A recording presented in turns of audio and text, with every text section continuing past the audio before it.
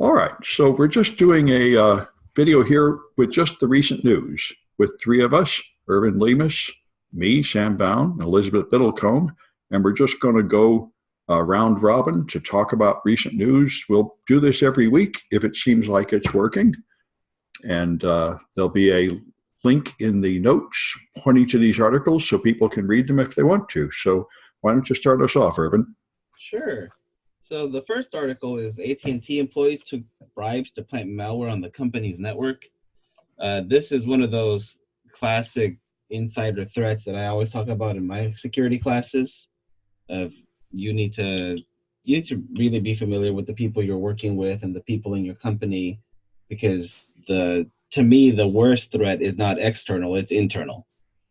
And case in point, of workers installing malware to devices and getting them out and about because they were being bribed, and everyone stayed hushed, and not having a trust network, not having a way to really know what's going on with employees and what's going on, that's always a big threat. Yeah, it is.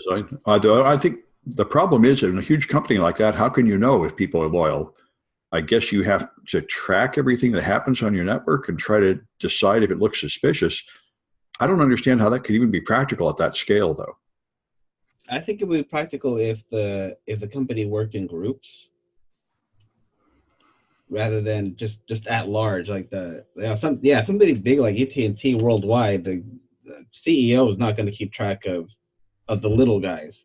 But if you segment people up and you do some teamwork building, and you build that trust with the employees to get that loyalty, I think you can avoid stuff like this. It is hard. It's like Yeah, I said, I guess the hardest to figure out. I would say it would be like police. They have the internal affairs division that's going around trying to find abuse.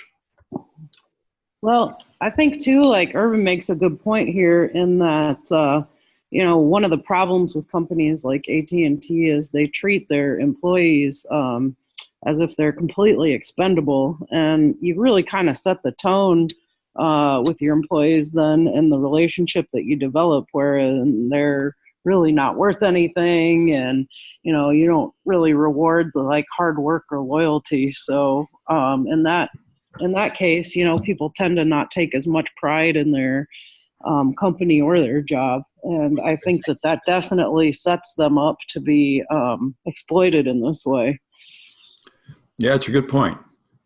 I know. But I think too, like to speak to what you were saying about the police, like part of this could have been, I think some of this sort of thing could be detected through automation, considering that both of the for lack of a better term, both of the exploits done on behalf of employees were done in batch operations, sort of. So one was based on the IMEI numbers, and the other one was based on, what was it? Rogue wireless access points. So those seem like you ought to be able to come up with some kind of mechanized solution to find them, but you got to know what you're looking for first. Yeah. Well, the next one I got here is this new Intel technology.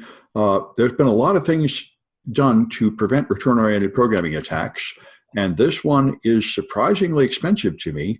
But what they're doing is having two copies of the stack.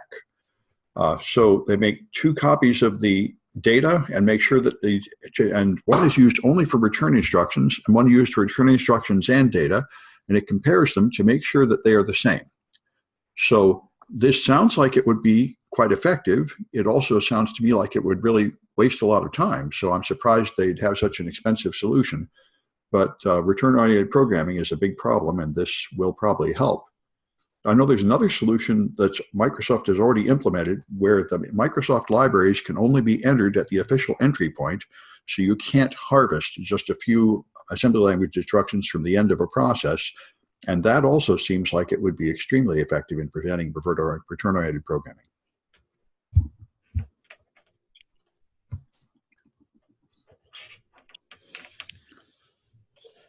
anyway, well, we want to go on with Liz? Sure. So next one up I've got here is these hackers that got convicted of running a sort of a black market darknet version of Virus Total called Scan for You. And really the main difference that I could see was that these guys, rather than report the results to vendors, they kept the results private as regarding how much what the frequency of malware proliferation was. So I think it's interesting that they extradited these guys, and one of them got sentenced to 14 years in prison based on this. And really, the main difference came down to the fact that they weren't reporting the results to vendors. I know, I don't understand that at all. I mean, how is that even a crime? You could scan something with an antivirus product and then not tell anybody. And how is that a crime? How can it possibly justify this? There must be something else going on. I wonder if it's not deeper, but then again, part of this comes down to the fact that at the current time, the CFAA, the Computer Fraud and Abuse Act, is so wide and so vague that it really allows for some prosecutorial overreach in a lot of respects. And this might be one of them. I'd have to do some deeper research, but seems fishy to me too. When I went to B-Sides, I met with a guy from the Department of Justice, and I asked him, how is it that Silk Road, a guy got a life sentence? And he said it was not for the computer crimes, it was for the drugs. So, and he gave me the impression that nobody would get 14 years for a computer crime like this. So I think something else must be going on, but I don't really know. Well, one blurb in the article said that according to Trend Micro, he was also behind, quote unquote, many more other criminal activities, which that could mean a lot of things. I guess we don't really know. Yeah. Yeah, I'm kind of reading the actual indictment.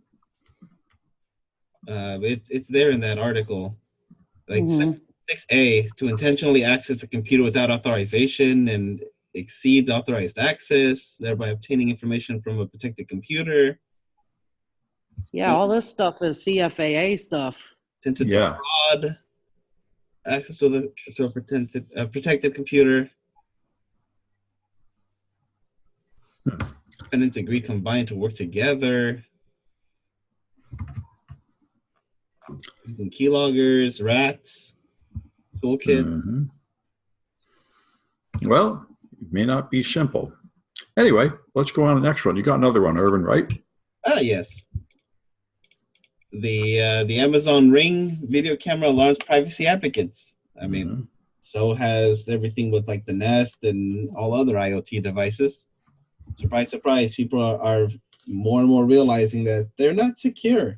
They're not built with security because that wasn't when they built it.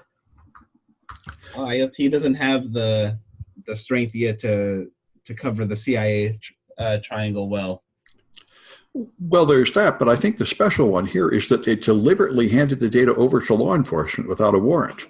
That, I think, is the special thing here. Yeah, that's the unique thing about this specific article. Yeah, that does sound outrageous, and I'm surprised if it's legal, and certainly you would have to make sure your customers know that. Makes you wonder if there's something buried in the EULA about it, too. Because oftentimes you really sign away all your rights with those. Yeah. Who reads that? I agree. Enter. Moving on. Yeah. Well, I thought this is great. There was a big thing that came out of 5 years ago about how the world might be a computer simulation, and there are arguments that is most likely true. But the new article that just came out in a serious journal says that if that is true, then whoever is running the simulation probably will turn it off when we figure it out. So you should not talk about this or research it or attempt to find out if it's true, because if you prove that we're living in a simulation, that will end the world. So, and the Matrix. I know that's an interesting, bizarre concept. I think the it's not just science fiction. People are taking this seriously. It's hard to know what to do about it. But I know Liz told me something about Elon Musk here. What was that? Yeah, so I don't know if it'll end your existence, but it'll end your invitation to Elon Musk's hot tub. Maybe 3 years ago, there was an article that came out saying that he basically had to ban this conversation from his hot tub because every day, every time he would invite people over, this is the topic of conversation that would come up. Are we living in a simulation? And he just got sick of talking about it at a certain point.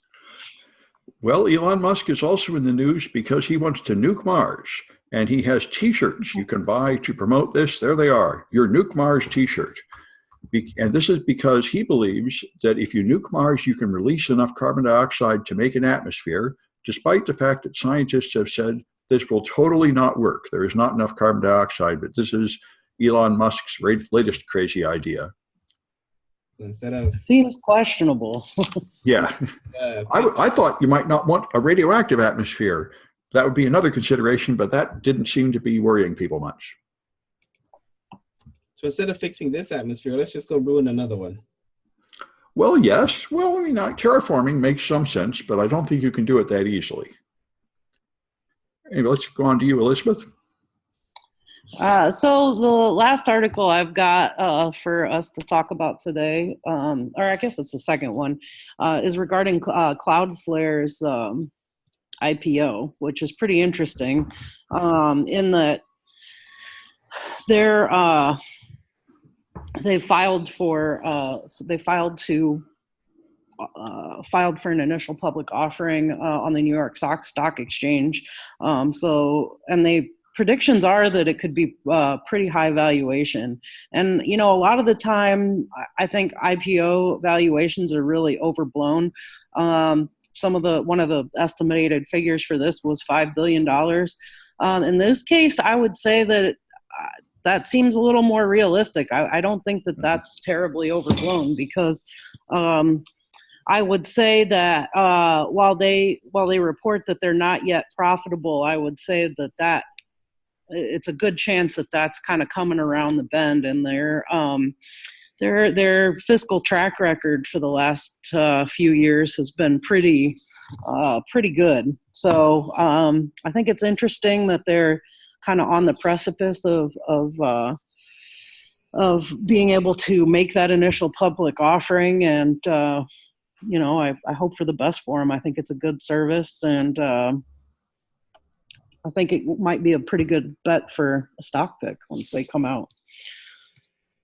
Yeah, I think so. I've been friends with the Cloudflare founder, and I got a student working there. I've been very impressed with their service. And I think it would be pretty easy for them to start charging something for it and make money. I think it's also pretty interesting that their executives have a lot of longevity with, which is unique for the tech world. I mean, the same people are running it now that have been running it all along. And I've met their COO Michelle, and I've met Matthew Prince, and they're both seem very kind of removed from a lot of the typical Silicon Valley BS. I mean, and it was something that's I really found refreshing, and they really seem dedicated to their company and to doing a good job. And I think that can take them a long way. Yeah, this company has been doing really well in the services provided to everybody. Yeah. The only criticism I ever hear is that they're reluctant to censor the internet, and I don't fault them for that. Yeah, I don't either, but I will say that the times that they have, sort of fired clients, it was understandable because I can imagine that the couple times they've had to do that from a purely business perspective, those sites probably brought a lot of extra security overhead to them, because I imagine the target surface was massive when they were providing protection to those sites as well. So I can also understand dumping them. Yeah. All right. Let's see. And I guess the last one I've got is this Chase Canadian credit card. This is quite surprising. Chase, for some reason, decided to exit the Canadian market and stop offering Canadian credit cards. And after 2 years, they decided to just forgive all the debt, which is a very curious decision for a bank to make. Instead of selling the debt from the people who still had outstanding balances to a debt broker or another company, they just sent people's letters and say, we're forgiving you. You don't have to pay off your debt. And people are amazed and surprised. I'm not used to this decision from banks and corporations of just throwing money away. It's, I don't think I've ever heard of this before. So that's an interesting item of news. It made me wonder if they had plans to re-enter the market later in a different permutation, because I mean, banks don't typically do stuff like this unless there isn't some underlying business reason to do so. Right. So I don't know. It just made me curious as to what their game plan is. Yeah, there must be something else happening. Is really a bank just giving away money? Saying, all right, you're done. Hey, you've got another one, Elizabeth.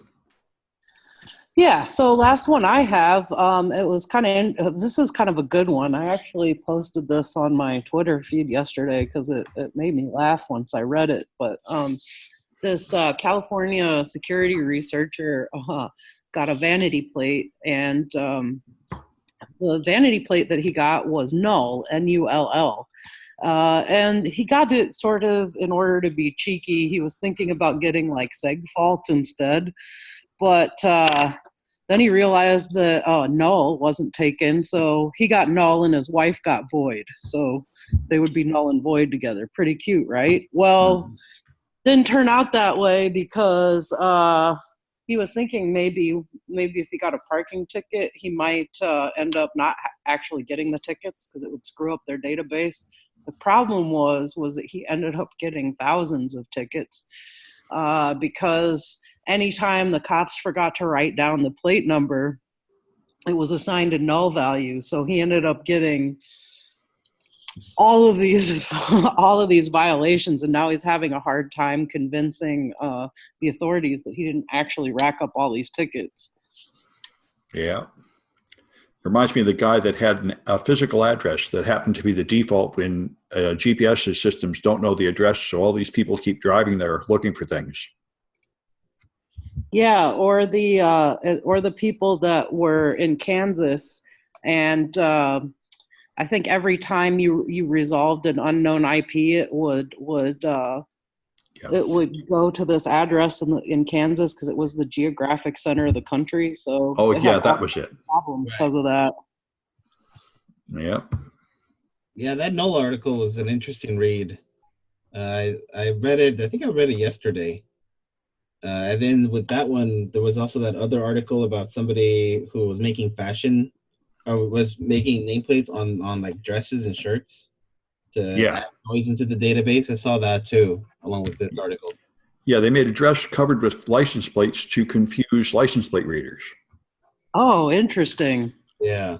And I remember when we went to DEF CON China, they gave us special T-shirts with a plastic thing on it that is supposed to reflect infrared light and make it impossible for facial scanners to recognize your face. Yeah, there's a whole like subculture of people that have developed makeup patterns that they kind of make you look like Ziggy Stardust, but theoretically they also disrupt facial recognition AI, which I think we're going to see a lot more of that as time goes by. Especially the challenge is going to be developing mechanisms like that aren't immediately noticeable. And I think we're going to see a lot more of that. It makes sense. All right. Well, I guess that's it. Anybody got any more comments? No. All right. I'm going to stop it. Thank you. Okay. Thanks. Okay.